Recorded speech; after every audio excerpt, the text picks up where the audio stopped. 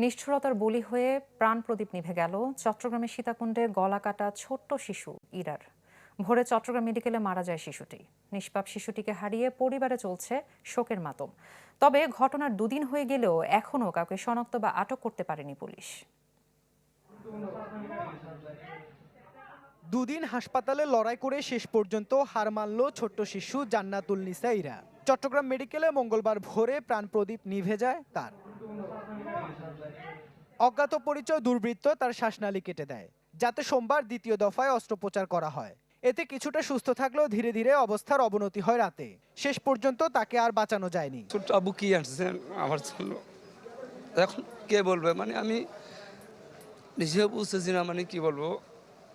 আজকে আমাকে রাত্রে আমি এখানে ছিলাম, আমাকে বলতেছে যে বিরিয়ানি খাবো, সাদা ভাত খাবো না।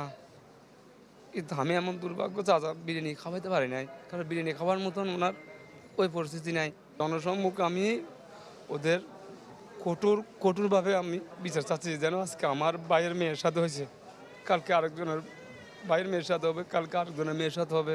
অবস্থানের অবনতি হওয়ার প্রধান কারণ হচ্ছে যে কি, সেটা হচ্ছে যে ওর যে শ্বাস প্রশ্বাস যেটা চলমান, ওর অক্সিজেন লেভেলটা খুবই কমে গেছে।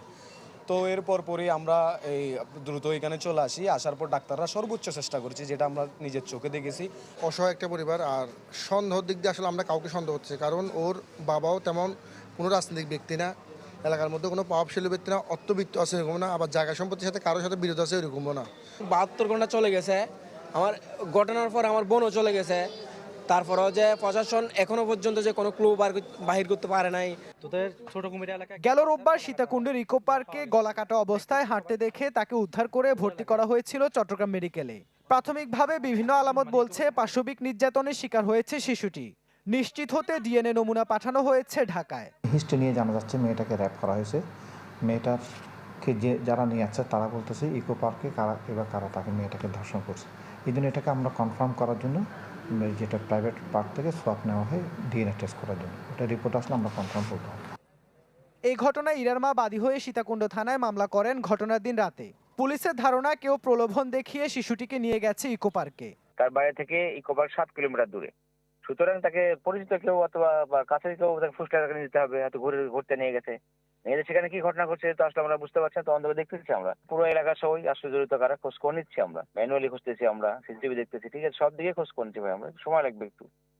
ইরার বাড়ি সীতাকুণ্ডের কুমিরায়, তার বাবা সুমন একজন রিকশা চালক। ইবেন মির, চ্যানেল 24, চট্টগ্রাম।